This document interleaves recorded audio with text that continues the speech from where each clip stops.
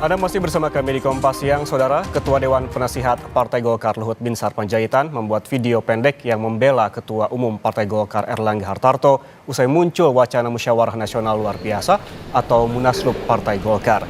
Luhut mengaku kaget atas bergulirnya wacana Munaslup Partai Golkar, padahal musyawarah nasional akan digelar Desember 2024 nanti. Luhut meminta kader Partai Golkar supaya tidak mau diintimidasi dan dipengaruhi oleh pihak-pihak yang menginginkan Munaslup. Terkait isu Munaslup ini, Erlangga merespon singkat dan membantah ada Munaslup Partai Golkar. Pada pukul 18. Gak kaget juga mendengar gonjak-kacing mengenai partai kita ini, Partai Golkar sebagai aset demokrasi Republik Indonesia ini yang mau didorong agar ada Munas luar biasa sebelum Munas Desember tahun 2024 ini. Saya ingin menyampaikan pada semua teman-teman yang menonton video ini, jangan pernah Golkar itu diatur-atur oleh orang luar. Biarlah Golkar itu menentukan jalannya sendiri. Golkar itu akan ada Munas sesuai aturan Munas yang lalu di bulan Desember tahun ini. Ya, kita semua harus kompak di Golkar ini, jangan pernah kita mau diintimidasi atau dipengaruhi oleh siapapun dari luar untuk tujuan-tujuan pribadi atau tujuan-tujuan lain yang membuat Golkar itu jadi tidak solid. Sementara itu, Sekjen PDI Perjuangan Hasto Kristianto mengaku terkejut dengan berita pengunduran diri Erlangga Hartarto sebagai Ketua Umum di Partai Golkar. Menurut Hasto, Erlangga adalah sosok komunikator yang baik dalam membangun kerjasama politik antar partai. Diakui Hasto, PDI Perjuangan banyak bekerja sama dengan Partai Golkar, terutama dalam gelaran Pilkada 2024. Hasto juga bilang gejolak yang dialami Partai Golkar bisa memengaruhi konfigurasi peta politik Pilkada, utamanya di tingkat provinsi. Ya, hal tersebut sangat mengejutkan karena ini dalam rangka pilkada serentak dan muncul kejadian politik yang dalam kategori kami suatu hal yang luar biasa yang menyentuh aspek. Dan untuk membahas apa yang sedang terjadi di tubuh Partai Golkar, kita langsung bergabung dengan Direktur Eksekutif Carta Politika Yunarto Wijaya. Selamat siang, Mas Toto.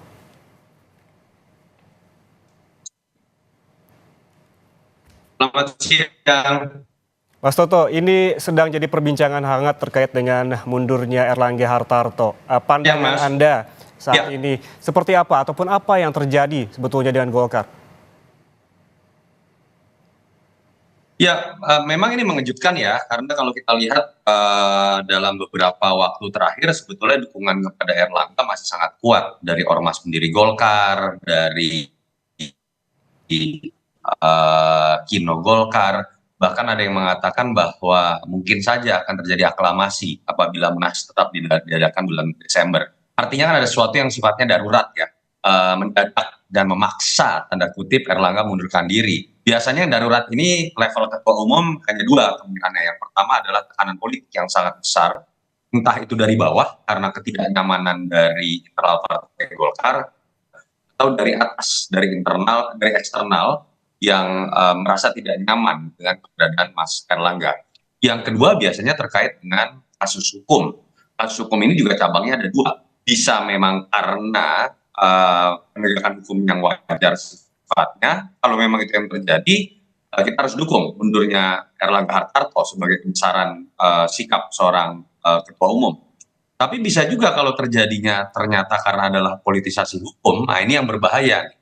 Artinya kalau betul itu yang terjadi, ini berpotensi menjadi budaya politik baru dalam sistem kepartaian kita ketika pengambilan keputusan strategis termasuk pergantian pimpinan partai akan dipengaruhi oleh adanya permainan instrumen hukum yang sifatnya politik. Moga-moga itu tidak, tapi dugaan-dugaannya kira-kira seperti itu. Ya, kalau menurut Anda kemungkinan ada tekanan politik baik dari atas maupun internal, kemudian ini apakah juga Anda menciumnya ada hubungannya dengan pilkada? Mas Toto? Bahwa salah satunya terkait dengan pilkada, iya. Tetapi apakah ini hanya dikarenakan pilkada, saya meyakini tidak. Kenapa? Isu mengenai Munaslup ini kan sudah muncul dari tahun lalu kemudian beberapa bulan lalu. Jadi menurut saya ini tidak terkait hanya dalam konteks pilkada ya. Walaupun kita tahu ada perbedaan yang cukup mendasar di beberapa pilgub, terutama antara dua partai terbesar KIM, antara Gerindra dengan Golkar, ada di Jabar, DKI, dan Banten. Tapi saya meyakini itu bukan variabel utama, lebih kepada ketidaknyamanan pihak tertentu terhadap keberadaan Erlangga atau pilihan lain adalah kasus hukum. Dan itu yang menurut saya kan juga di-highlight oleh Erlangga sendiri ketika di alasan keduanya menyertakan alasan demi proses transisi pemerintahan Prabowo Gibran. Kalau kita bicara pemerintahan Prabowo Gibran artinya kan ada dua sosok ya yang dianggap memiliki pengaruh sangat besar. Yang pertama adalah Jokowi, presiden yang masih eksis. Yang kedua adalah Pak Prabowo sebagai presiden. Namun salah satunya terkait dengan pilkada, walaupun memang seperti yang diungkapkan oleh Erlangga ataupun Anda juga menyebutkan tadi, kemungkinan juga ada tekanan dan juga ketidaknyamanan. Namun kita kembali terkait dengan pilkada, apakah dengan mundurnya Erlangga Hartarto ini mengubah peta koalisi Indonesia Maju dan juga pilkada Jakarta dan juga Jawa Barat, Mas Soto? Belum bicara mengenai peta konstelasinya, akan ada yang berubah dan ada problem yang harus diselesaikan oleh Partai Golkar. Aturannya itu adalah ketika KPU hanya akan menerima rekomendasi dari partai yang ditandatangani oleh ketua definitif dan sekjen. Artinya andai kata pun besok Golkar sudah memilih PLT melalui rapat pleno, itu tidak mencukupi syarat. Artinya apa? Golkar punya tugas untuk melakukan munaslup dalam waktu dekat, minimal itu harus rampung sebelum pendaftaran 27 Agustus. Karena kalau tidak, calon-calon yang dimajukan Golkar ini tidak memenuhi prasyarat. Dan ini menurut saya cerdasnya siapapun yang mengatur rencana munaslup ini. Karena ketika kemudian dihadapkan pada tantangan Golkar itu bisa lolos pilkada atau tidak, mau tidak mau hampir seluruh kader menurut saya akan menyetujui munaslup ini dan cocok yang enggak. Karena kalau tidak mereka akan berantakan nih rencana pilkadanya. Itu yang pertama. Yang kedua, kalau ditanya konstelasi berubah atau tidak, menurut saya andai kata yang terpilih adalah sosok yang memang dapat restu dari kekuasaan, entah itu dalam konteks Jokowi atau dalam konteks Kim, dalam hal ini Pak Prabowo, tentu saja di level pilgub ya minimal ya, perbedaan sikap itu lebih bisa dipertemukan dan kemudian perbedaan-perbedaan sikap seperti Jabar, DKI, dan kemudian Banten akan lebih mudah diselesaikan. Bagus buat tim, tapi menurut saya tidak bagus buat kedaulatan partai dalam mengusung calon di pilkada dan tidak bagus untuk alam demokrasi kita.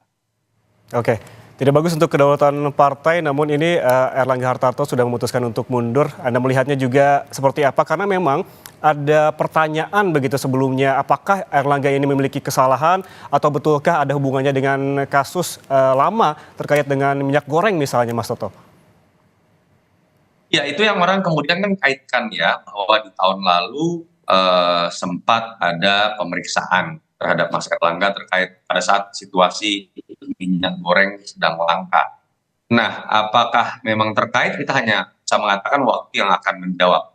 Tapi poin saya adalah, makanya dalam situasi seperti ini transparansi harusnya bisa diberikan. Saya berharap sekali Mas Erlangga pasca tidak lagi menjabat, mungkin kemarin memiliki keterbatasan untuk berargumentasi, menjelaskan situasi yang sesungguhnya, nanti ke depan bisa menjelaskan lebih detail apa sih alasan utama beliau mundur. Ini kan bentuk pertanggungjawaban terhadap kader Golkar, pemilih Golkar, dan masyarakat Indonesia dalam konteks pendidikan politik gitu ya. Dan yang kedua, saya juga berharap andai kata betul ada terkait dengan kasus hukum, ya jangan sampai terjadi barter antara sikap politik dengan peristiwa hukum. Itu yang kita takutkan kemudian terjadi kalau memang terkait dengan kasus hukum. Jadi harus ada transparansi dalam konteks sikap politik dalam pengunduran diri.